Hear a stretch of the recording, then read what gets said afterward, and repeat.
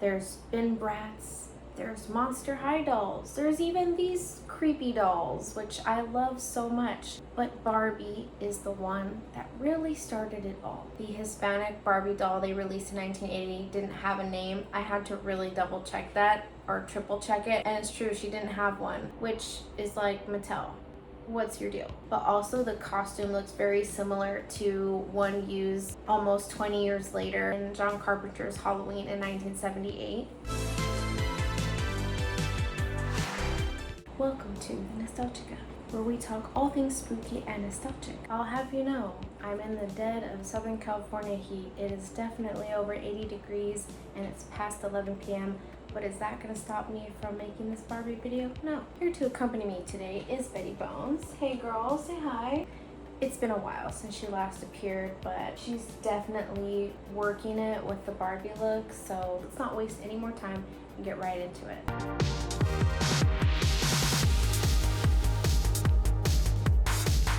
Barbie. There's so much behind one name, right? I mean, you think dolls, you think toys, huge company, Mattel. The movie just came out. I mean, what has Mattel not released since 1959? Today, we're gonna go in a little time machine of Barbie from the 50s up until now, and just going over the first ever people of color Barbies, designers who are people of color behind these dolls, those who pioneered diversity in Mattel, as well as some good fun with the spooky Halloween Barbie dolls and the controversial ones. And going over some Barbies that may have been in the Barbie movie or may not have been. There's bin brats, there's Monster High dolls, there's even these creepy dolls, which I love so much. But Barbie is the one that really started it all. Now, where did this all start? A little brief history. It all started back in the 50s when Ruth Handler, an American, took a trip to Germany, and she noticed this German doll over there that really caught her attention, and so she was like, whoa, if this works here, maybe it could work in the US. So with this doll as her inspiration, she just went with it, and 1959, Barbie was born. The company that actually created the German doll was saying that Ruth and Mattel had copied them, copyright infringement. So after a couple lawsuits back and forth, Mattel ended up with Barbie and they got the rights to that German doll, and the rest is history. In 1963 to 1964, I mean, I wasn't around then, so I can't really confirm the exact year, but between those 2 years, they did have what is considered the first ever Halloween Barbie. And in this set, it was Barbie, Ken, and I believe, I forget the little girl's name, but they were all dressed for a masquerade party. Now, if you look at this closely, does it remind you of any scary, spooky horror movie? Does any of that come to mind? Little Michael Myers in the first original Halloween film, like the first 5-ish minutes, might ring a bell. Now, I'm not saying that John Carpenter and Deborah Hill took inspiration from this Barbie outfit, but I mean, the resemblance is uncanny. I just thought that was really cool that the costume looks very similar to one used almost 20 years later in John Carpenter's Halloween in 1978. Now into the 70s, 1970, 71, boom, what comes out? One of the most iconic Barbies that you can think of. So iconic that it was named after a special, should I say, beach town, beach city in Southern California, which I love so much personally. You guessed it, Malibu Barbie. So this is like the first ever Malibu Barbie. Think of like the OG Malibu Barbie. Now, 1980 was a magical year when more little girls felt like they were seen, they were represented in the dolls they played with. And that was with the release of two first ever POC Barbies, one being a black Barbie named Nikki, and the other a Latina Barbie, which they also called Hispanic Barbie, but she remained nameless, which is like Mattel. What's your deal? Having said that, the Hispanic Barbie doll they released in 1980 didn't have a name. I had to really double check that or triple check it, and it's true, she didn't have one.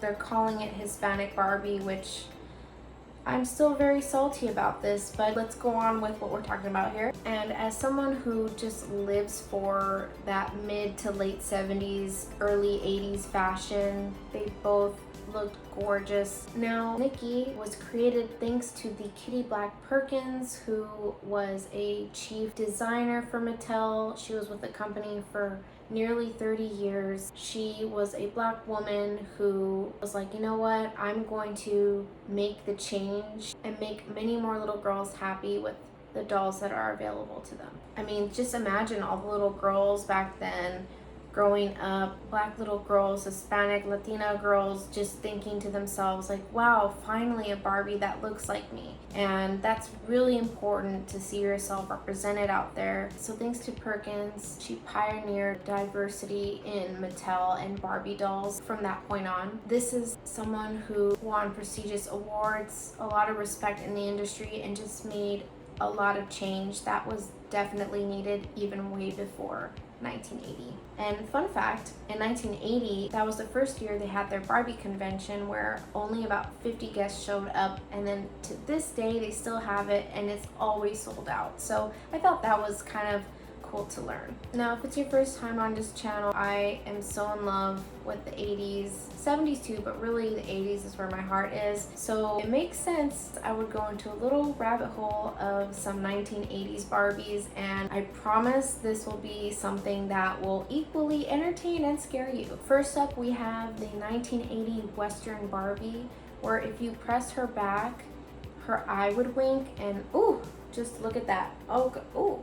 Oh, yeah, okay. Yeah, so we have her. She was actually the first and the last to use this winking face mold thing. So it said that it was a great idea, but the winking eye didn't hold well, so they were just like, scratch it. Sound familiar? Now this one's super fun. It's like a roller skating Barbie from 1980, and this one said, she's queen of the roller scene. That's like some of the words on the Barbie box, but her outfit is really giving. She kind of reminds me of Linda Blair in that one roller skating movie from I think the same year. I forget what it's called, but I'll put it up here. And this Barbie had bendable legs, opposable arms, twist and turn waist, removable skates with free rolling wheels. How fun! So they can come on and come off anytime. I can't forget my Asian sisters. A year after they had the first nameless Hispanic Barbie, they had the first ever Asian Barbie in 1981. And she was also technically nameless, and they called her the Oriental Barbie, which is uncomfortable for me to say, but that's what they called her. And she was part of the Dolls of the World collection. And so I think we're seeing a pattern here. It wasn't until the 80s when Mattel was like, you know, people of color should have their own Barbies, which they're right. We should have our own Barbies, but we should have had them a long time ago. So although technically we had our first Hispanic, Latina Barbie in 1980, the actual first one with her own name was in 1988, and her name was Teresa Rivera. Why it took 8 years to get a Latina Barbie with an actual name, I don't know, but she changed lives of little girls everywhere. And Teresa would become so popular, she would actually become Barbie's best friend. And she was known as a tech genius who loved to eat cupcakes. And there have been different variations of Teresa over the years since her inception. If you have any favorite Teresa variations, comment them below, or any favorite Barbie period in the Mattel world, comment her or them below. Now for my indigenous Native American sisters, we'd have to wait till the 90s for the first Native American doll, which was released in 92 or 93. It's kind of going between both years. And just like the first ever Asian Barbie, this Barbie doll was part of the Dolls of the World collection. Now let's go to the spooky side of things. And by spooky, I mean controversial Barbie dolls. And the first one, hold on everybody, don't fall out of the time machine vehicle, hands and arms, please stay inside and gather yourself together. Someone had the genius idea in the mid-70s to come up with a Barbie doll that actually you could see her grow Now they called this the growing up skipper. So these dolls were to represent adolescence, going from like a child to a teenager, going through puberty, which they thought it was a great idea, and the dolls would actually grow taller and their bosoms would get bigger. And they marketed this one as 2 dolls in 1 for twice as much fun. You sure about that? Needless to say, they canceled, discontinued that grown-up skipper in 1977, and we never saw it again. Thank goodness. Now I have to declare a spoiler alert. We are going to discuss some Barbies that appeared in the Barbie movie. Next on that list is Midge, the pregnant Barbie, which actually was a real Barbie Mattel came out with. Barbie's less glam, more relatable Barbie. Like in the 60s it came out, and then they did like a resurgence in the 80s, and then they tried again in the 2000s, and then like you just don't hear about it anymore. So it's just this big old weird thing, and I just think it's so funny that they poked fun at it in the movie itself. And one thing about this doll is people were saying Midge was too young to be pregnant and that the doll might encourage teen pregnancy. Now, if you remember that dog in the Barbie movie, Tanner the dog, that actually was a real dog they had come out with. As odd as it may be to have an actual dog that goes to the restroom and then there's like a pooper scooper Barbie would use, as strange as that all is, they actually took it off the shelves because the little droppings were becoming choking hazards to young children, so nobody wants that on their hands, so they recalled that. Remember the Barbie video girl where the Barbie had the video screen? Yeah, so that was actually a real Mattel release as well, which you'll no longer find anywhere. The real reason they took it off the shelves is because the FBI thought that the screen would be used for illegal activities.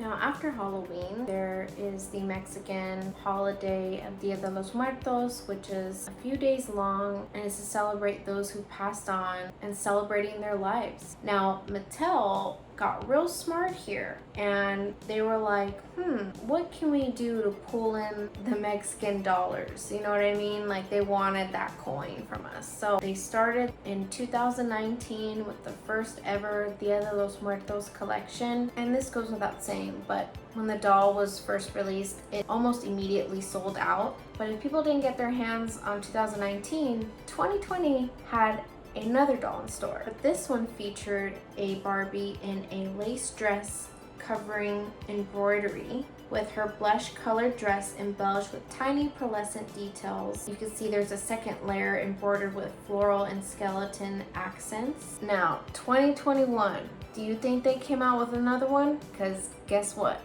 They did it again. Look at the color. I mean, pink, black, some blues and yellows, just all around colorful. They even pulled in the help of Benito Santos, who is a Mexican designer, and also help from a Mexican-American designer, Javier Meeb. And Benito and Javier both worked on the 2022 Dia de los Muertos Barbie. And they really did it with this one. And this special edition Benito Barbie doll is wearing a statuesque black dress, which was inspired by rich cultural tradition of charro suit, embroidered with white and crimson and layered mermaid hem. The outfit also includes a crop bolero jacket, red bow tie, and holiday-inspired headpiece.